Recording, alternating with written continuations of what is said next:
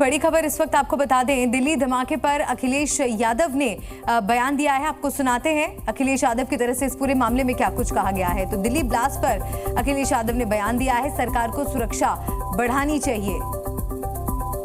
बड़ी खबर, दिल्ली में जो ब्लास्ट हुआ, अखिलेश यादव का ये बयान सामने आया है। सिक्योरिटी को लेकर के इन्होंने कहा है कि सरकार को और ज्यादा जो सुरक्षा है वो टाइट करनी चाहिए।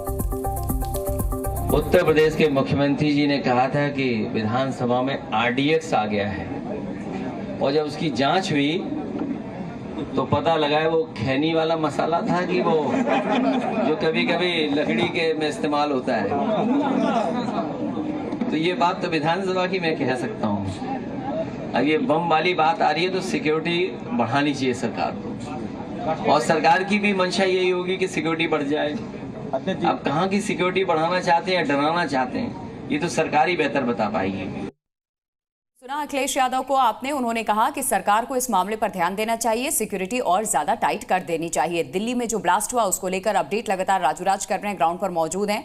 राजू, इस पूरे धमाके के बाद क्या दिल्ली को और हाई अलर्ट किया गया है, और सिक्योरिटी की बात करें तो क्या तब्दीली और की गई है, कितने सुरक्षा गार्ड तैनात किए गए हैं? देखिए, निश्चित तौर पर एक बड़ा सवाल राजधानी दिल्ली की सुरक्षा को लेकर है, और त्योहारों का मौसम है, इसलिए दिल्ली पुलिस ने सुरक्षा बढ़ा दी है।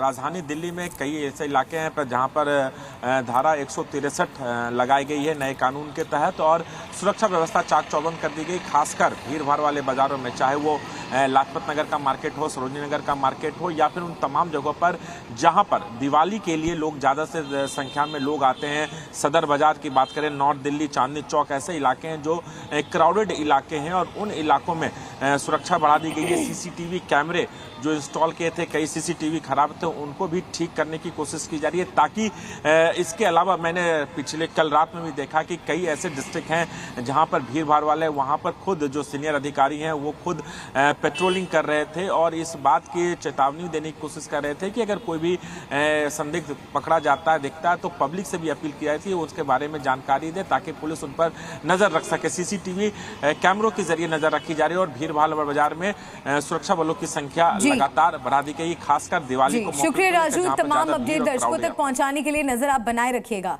तो ब्लास्ट के बाद दिल्ली को हाई अलर्ट घोषित कर दिया गया है, और दिल्ली के बड़े बाजारों में सुरक्षा को बढ़ाया गया है। हमारे संवाददाता नीरज गौड़ की एक रिपोर्ट आपको दिखाते हैं।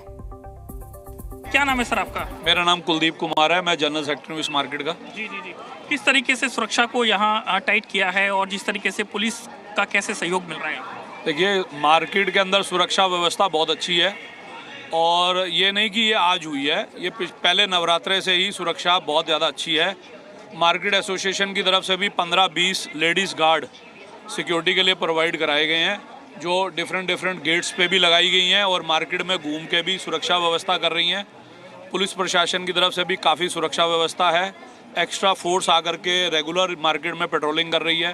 टेंशन वाली बात तो नहीं है, बाकी हमारे साथ पुलिस तो हमेशा रहती है, और सिक्योरिटी बहुत अच्छी है इनकी, और एवरी 5-10 मिनट्स में कोई ना कोई राउंड लगाता रहता है, तो ऐसा कोई दिक्कत वाली बात है नहीं। तो हम सेफ हैं। जी जी। और भी कुछ लोग हैं, इनसे बात करते हैं। क्या नाम है सर आपका? श्याम सुंदर शर्मा। श्याम जी, ये बताइए कि यहाँ पर अभी जो है त्योहारों का सीज़न है, और ये जो मार्केट है दिल्ली की बड़ी मार्केट इसे कहा जाता है, लोग यहाँ पर शॉपिंग करने के लिए आते हैं। अभी कैसी सुरक्षा व्यवस्था है जब आप यहाँ पर कुछ खरीदने के लिए आए हैं? यहाँ पर आपकी दुकानें भी यहाँ पर हैं, तो किस तरीके का माहौल है? नहीं, यहाँ सुरक्षा व्यवस्था बिल्कुल ठीक है। हमारी मार्केट एसोसिएशन ने और फेडरेशन ने हमारे गार्ड्स प्रोवाइड किए हुए हैं, और SHO साहब खुद अपने गश्त पे रहते हैं। सुरक्षा में कोई प्रॉब्लम नहीं है। आपका शुभ नाम? जॉय सूरी। जॉय जी, कैसी व्यवस्था आपको लगी पुलिस की यहाँ पर? हमारे तो यहाँ पे व्यवस्था एक हफ्ते से 10 दिन से हमने पहले ही टाइट कर रखी थी, क्योंकि फेस्टिवल शुरू होते हैं तो मार्केट में सारी व्यवस्था करनी पड़ती है। हमारी 2-3 बार मीटिंग SHO साहब, ACP साहब के साथ हुई है, तो इनकी फोर्स और हमारे गार्ड मिलके काम कर रहे हैं बाजार में। अब ये जो आज का एपिसोड हुआ है, इससे ज़रा थोड़ी और सख्ती हो जाएगी, थोड़ा अच्छा एटमॉस्फेयर बनाएंगे। तो दिल्ली में हुए ब्लास्ट पर बीजेपी और आम आदमी पार्टी एक दूसरे पर आरोप लगा रहे हैं। सड़कें कैसे खराब की जाए, सीवर कैसे खराब किए जाएं, दिल्ली जल बोर्ड का पैसा रोक के पानी कैसे खराब किया जाए लोगों का, भारतीय जनता पार्टी इसमें लगी हुई है। मैं आप सबके माध्यम से भारतीय जनता पार्टी को कहना चाहता हूं कि आप लोकतंत्र में हैं, थोड़ा लोकतांत्रिक प्रक्रियाओं का सम्मान करिए। आपको दिल्ली के लोगों ने पुलिस के जरिए लॉ एंड ऑर्डर ठीक करने की जिम्मेदारी दी है। आपको दिल्ली के लोगों ने पुलिस को संभालने की जिम्मेदारी दी है। अगर आपको कुछ आता है तो पुलिस को संभालिए, नहीं तो इस्तीफा दे दीजिए। इस मुद्दे पर भी मतलब ये वाकया हुआ नहीं कि उस पर राजनीति शुरू हो गई, और कितनी शर्म की बात है। वो लोग जो देखते नहीं कि जो उनको काम करने का था वो उन्होंने खुद तो किया नहीं, पूरी तरह से भ्रष्टाचार में संलिप्त हैं, कट्टर बेईमान हैं।